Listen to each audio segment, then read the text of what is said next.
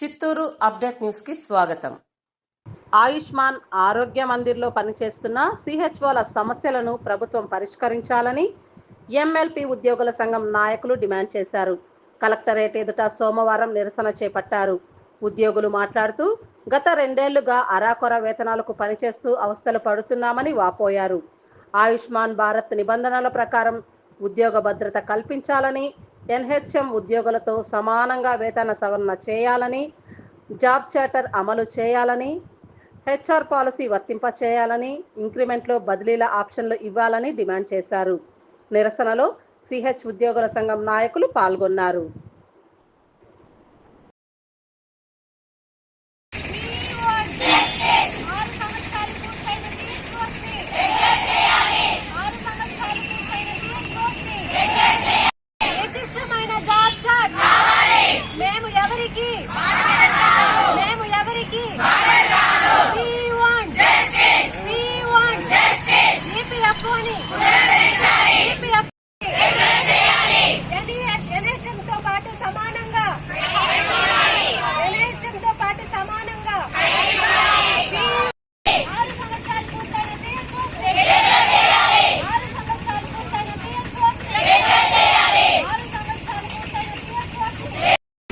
సిహెచ్ఓగా work చేస్తున్నాను. 7 సంవత్సరాల నుంచి ఇక్కడ వర్క్ చేస్తున్నాం ఆయుష్మాన్ భారత్ కింద.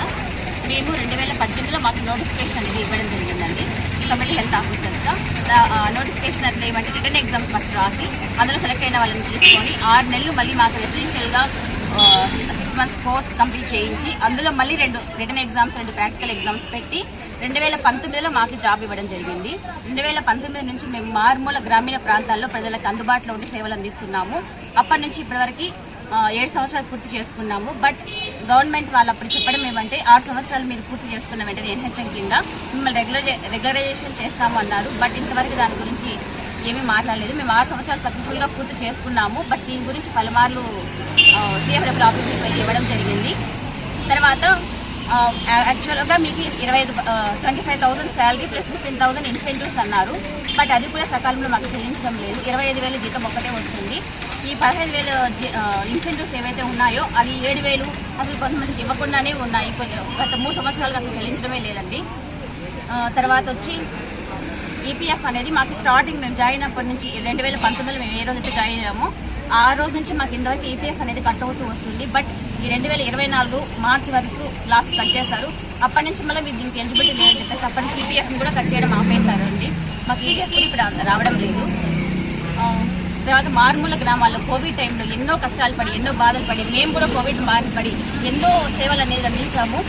సో ఇన్ని సేవలు అందించినటువంటి మాకు 2019లో మేము ఎప్పుడైతే జాయిన్ అయినామో అప్పుడైతే సాలరీ ఉందో ఇప్పటివరకు అదే సాలరీ కానీ ఇంకా తక్కువ సాలరీతో వర్క్ చేస్తున్నాము.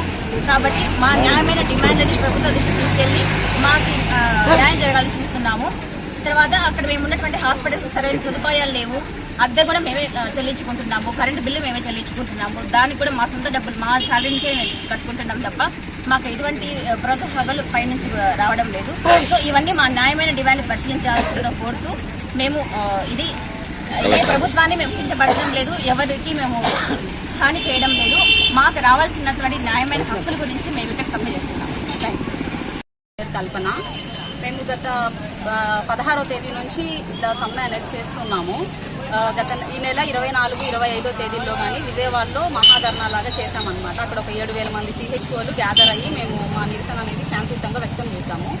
అప్పటికి ప్రభుత్వం నుంచి స్పందన రాలేదనేసి ఇప్పుడు నిన్న శనివారం రోజు కలెక్టర్ గారికి ఒక అర్జీ ఇచ్చి సోమవారం నుంచి మేము శాంతియుతంగా మా నిరసనని ప్రభుత్వానికి తెలియజేయాలనేసి కోరుకుంటున్నామండి.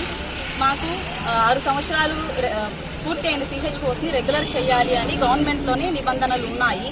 దానినే మేము అమలు పరచాలనేసి కోరుకుంటున్నాము. అదేవిధంగా ఎన్హెచ్ఎం ఉద్యోగులకి 23% ఇంక్రిమెంట్ అనేది ఇచ్చారండి. కానీ ఆ 156 క్యాడర్లకి వర్తింపజేసిన ఇంక్రిమెంట్ అనేది ఓన్లీ సిహెచ్ఓ క్యాడర్కి మీకు శాలరీ ప్లస్ ఇన్సెంటివ్ వస్తుంది అని ఒక చిన్న విషయాన్ని చూపించి మాకు ఇవ్వలేదండి. కానీ మాకు శాలరీ ఇన్సెంటివ్ అనేది రెగ్యులర్గా రాలేదు ఇంతవరకు. కానీ 23,000 జీతమే తీసుకుంటున్నాము. ఆ ఇన్సెంటివ్స్ ఎప్పుడు పడతాయో, ఎవరికి పడతాయో, ఎవరికి ఎందుకు పడవో అనేది కానీ తెలియడం లేదు. కొంతమందికి 11,000 వస్తుంది, కొంతమందికి 7,000 వస్తుంది. అందరూ ఒకే విధమైన పని చేస్తున్నా కానీ ఈ వ్యత్యాసం అనేది ఉందన్నమాట. అది ఎందుకు కట్ చేస్తున్నారు అనే దాని గురించి కానీ ఏ విధమైన నిర్దిష్టమైన ప్రణాళిక కానీ మాకు ఏమీ చెప్పలేదండి. కాబట్టి మా న్యాయమైన డిమాండ్లను ప్రభుత్వం దృష్టికి తీసుకెళ్లాలని మేము శాంతియుతంగా నిరసన అనేది చేస్తున్నాము. కాబట్టి ఇప్పటికైనా ప్రభుత్వం దీన్ని గుర్తించి మాకు ఏదో ఒక దారి చూపించాలని కోరుకుంటున్నాము.